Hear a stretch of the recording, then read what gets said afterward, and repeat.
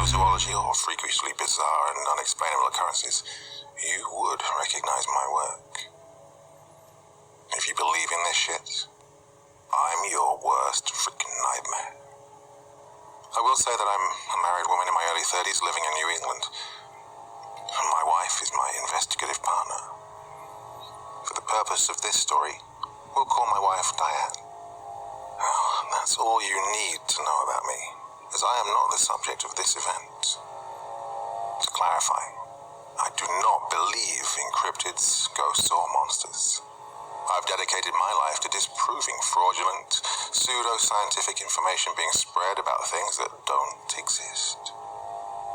Through the years, billions of dollars have been wasted investigating such wild claims. The saddest part, for me, is all the people who've wasted their lives on something they truly believed in. Then again, you could argue that I've wasted my life on something, determined to destroy the frauds you see in the media. I'm a professional debunker, so to speak. Throughout my years, I've outed many psychics, cryptozoologists, and general con artists. I've destroyed their careers. Ever wonder what happened to all those ghost hunting shows and why they never last long? They're staged, and I can prove it. I've proven it time and time again, but that's a story for another day. I guess you can say this story began, well, for me anyway, in mid to late 2003.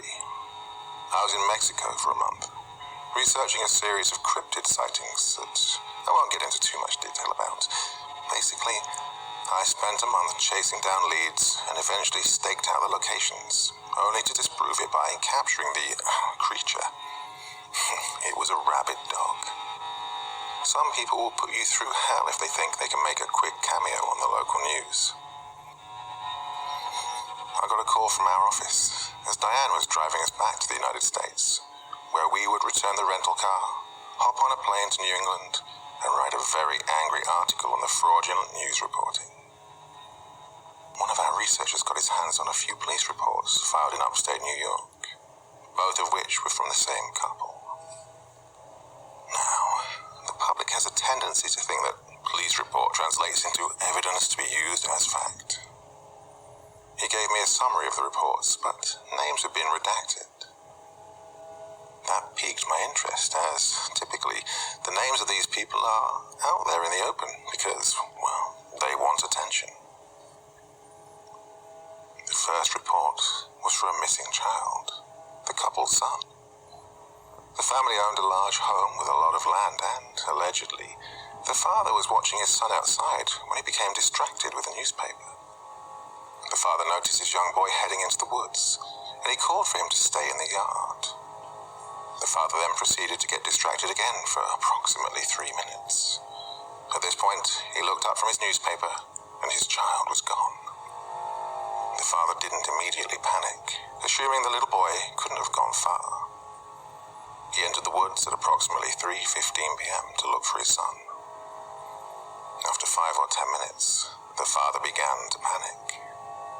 He decided to run inside to call the police, but on his way back, he saw a yellow piece of fabric on the ground about 20 feet away from where he was walking. He remembered his son had been wearing a yellow shirt and hurried to the object, finding that the shirt had been torn to pieces and was soaked with blood. Police were called and search parties were launched. Within the next 3 days, they found one of the boy's shoes and his baseball. The boy's body has never been found. I was skeptical as to where my researcher was going with this. So, a kid ran off into the woods and got himself mauled by a bear or something. How did this concern me? The second report was filed 6 days after the boy's disappearance. The couple also had a daughter, who was 2 years younger than her brother. She slept in a bedroom across the hall from their bedroom, located on the second floor of the house. The father came into the bedroom, complaining about hearing noises that appeared to be coming from the attic. The couple assumed it was an animal and went to bed. A few hours later, at approximately 2:35 a.m., the couple awoke to a loud crash coming from somewhere in the house. parents were immediately on their feet, rushing to check on their daughter, who was now screaming. The parents entered the bedroom and saw a crouched, hairless figure with grey skin and sunken black eyes. It was hovering over their daughter's bed. The creature caught sight of them and crawled out of the now broken second-story bedroom window. The mother rushed to her daughter, who was dead, while the father was on the phone with the operator. Her body was completely mangled, but my researcher spared me the details. At first, I laughed at him. I know it sounds harsh, but I was not about to get involved in two parents guilty of killing both of their kids and blaming some monster in the woods. My researcher insisted that he only brought it up because sightings of this creature had been reported all throughout New England. I asked for a more in-depth description of what we were looking for, and my researcher paused for a long moment. "Here's the thing," he said, coughing quietly before continuing. "This isn't exactly recent. Yes, there have been an uptick in accounts in New England, but this definitely mirrors a lot of classical folklore. The people up in New England are calling this thing the Rake for some reason I'm unsure of." I muffled a laugh. "The Rake? Is this a joke?" "We can't find a source on where the name came from," he sighed. "But similar accounts have been reported by the Navajo reservations on the other side of the country. But they call them skinwalkers." I sighed, cutting him off. "God, will they give it up already? It's been debunked for several reasons. The primary being that it's described as being a witch using animalistic forms, but if it were in the shape of an animal, all the vocal cords wouldn't be able to emulate voices." "Yeah, I know," he said. "But the physical description is there regardless. Then again, leave Navajo legends out of this. I've seen some people claim a stray dog was really a skinwalker. None of those accounts are credible, as it's the whole, my uncle's cousin's sister's neighbor kind of bullshit. Urban legend. At least be respectful about it," I joked. "These people actually believe this. I'm in the business of debunking frauds, not religions." "Yeah, I know," he said. "You and Diane are scheduled for a cabin in Vermont tomorrow afternoon. You'll be there from tomorrow until next week Sunday. 10 days should be fine. It's in the middle of freaking nowhere. And every single resident of this bullshit excuse for a town has supposedly seen the Rake. They've basically closed off half the town because they're terrified. You'll be in the epicenter where the first sightings occurred. The family is evacuated, and you have a lot of ground to cover. It's a big property." I sighed, explained to Diane that we wouldn't be home for almost another 2 weeks, and had to wait at the airport for 3 hours to get on a flight to Vermont instead of our original destination. Then there was the issue of spending hundreds of dollars to check all of the baggage with cameras and equipment. We never travel light. Fast forward to us arriving on the side of a small town in Vermont that had been virtually quarantined by a local, small-town police chief with nothing better to do with his time. I showed him my credentials. He promised to pray for us, and I rolled my eyes. The cabin was large, but it was by no means luxurious. I let Diane stay in the house and unpack everything, while I spent 2 hours setting up our equipment as far into the surrounding woods as I was willing to go. Waste of time, now that I think about it. Waste of freaking time. That night, I let Diane sleep as she had been driving like crazy for the past month. I sat in front of our command station and, with the help of a case of energy drinks, watched the monitors all night. We had 62 cameras I had to constantly be checking. At around 1 in the morning, I finally found something. All in the span of about 10 minutes, 47 of our cameras had been inactive. This means the cameras were not recording, could have most likely been severely damaged, likely beyond repair. In all my years, nothing like this had ever happened before. Sure, I've lost a few devices here and there, and occasionally a couple would go offline temporarily, but these cameras had clearly been tampered with. I was livid. I firmly believed that some local hicks were fucking with my equipment to try and scare me off, and I was having none of that. I put on some warm clothes, was quiet as to not wake Diane, and realized I had no choice but to go see what the hell was going on. I didn't believe in God at the time, but I know a higher power was looking out for me that night. Not only did I remember the combination to our gun safe, but I had the sense not to bring Diane with me. My greatest fear is losing Diane, and as she's asthmatic, she wouldn't have been able to run. She would have died that night, like I almost did. I don't know why, but I kept the gun loaded. I was originally planning to use it to scare off whatever rednecks were fucking with over $250,000 in equipment. Something in my gut told me to load it, check it twice, and put extra rounds in the pocket of my trench coat. I carried a small but very bright flashlight and began my journey into the surrounding woods. I immediately headed in the direction of the damaged cameras. It took me about 20 minutes to finally reach the location of the damaged cameras. Along the way, all the cameras I checked were functioning. I jogged most of the way, only stopping to examine equipment. But no, I didn't feel good about leaving Diane alone in the house with a bunch of crazed hillbillies running around. When I reached the first set of damaged audio and video equipment, I instinctively cocked my gun. No rednecks could have done this amount of damage. These cameras were mauled, and half of them appeared to have been bitten. I realize now, it may have been because they definitely appeared to be out of place. They were red in comparison to the green and brown surroundings. This would likely make them a target to any real predators. For the first time in my life, I began to believe in something without seeing it firsthand. With a shaky hand, I reached in my pocket and pulled out my audio recorder that I used for memos.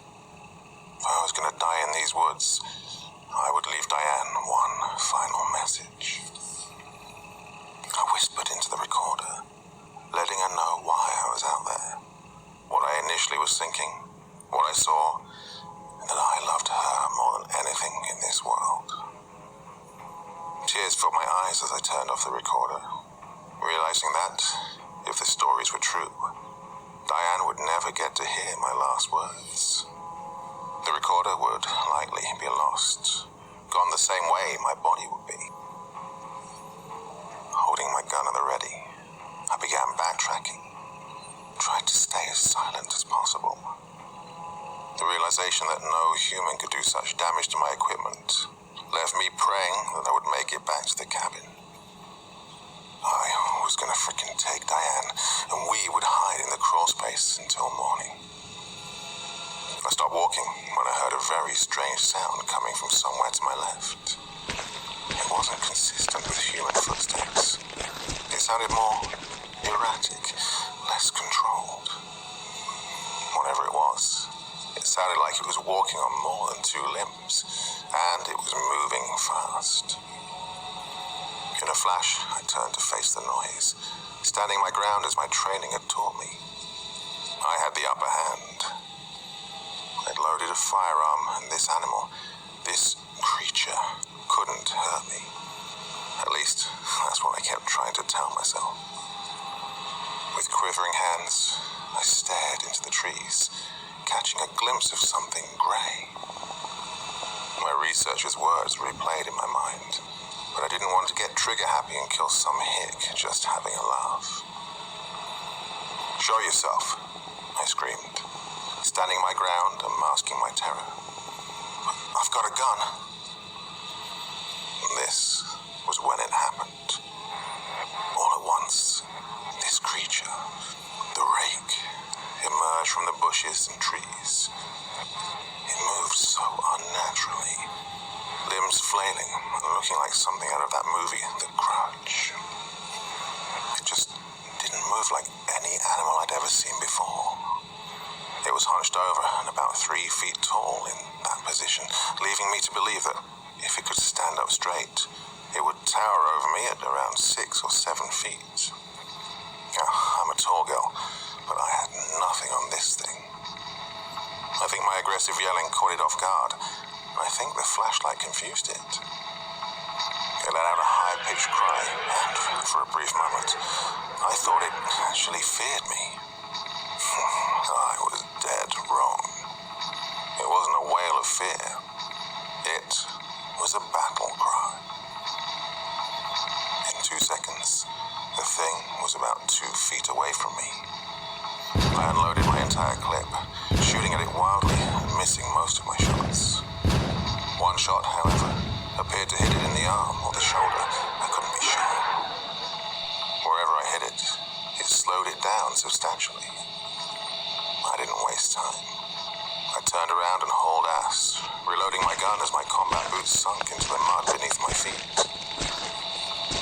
After I made it a few yards, I heard it running after me, but slower this time.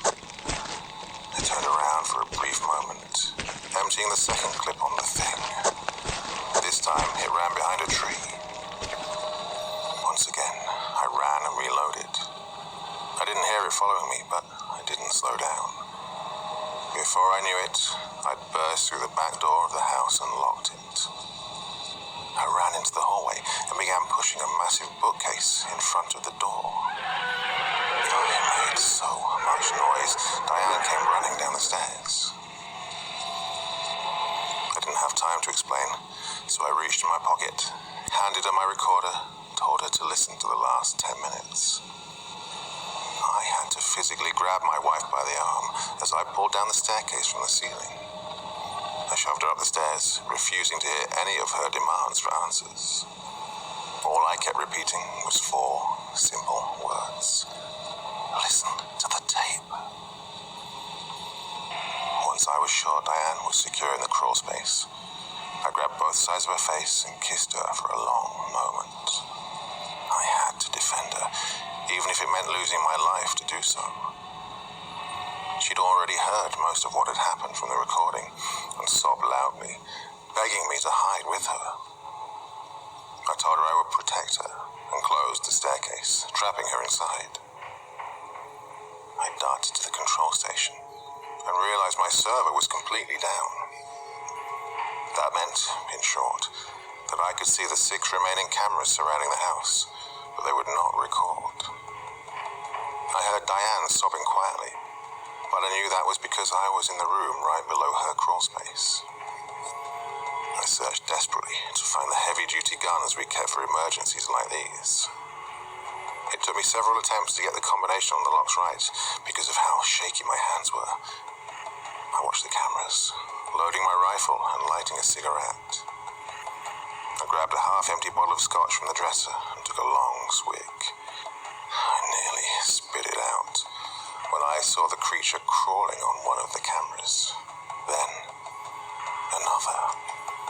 It was circling the house, but it seemed injured. 20 minutes before the sun came up, the creature was gone, and I'd packed everything we had, keeping a close eye on the cameras. Armed to the teeth, I brought everything to the car. I didn't want Diane to panic. The moment the sun illuminated the world, I got Diane out of the crawl space. I kissed her repeatedly as she slapped me on the chest for not letting her help. I basically dragged her into the car, and we got the hell out of Dodge. We weren't able to salvage any of our cameras. We lost over 250 grand in equipment, but we made it out alive.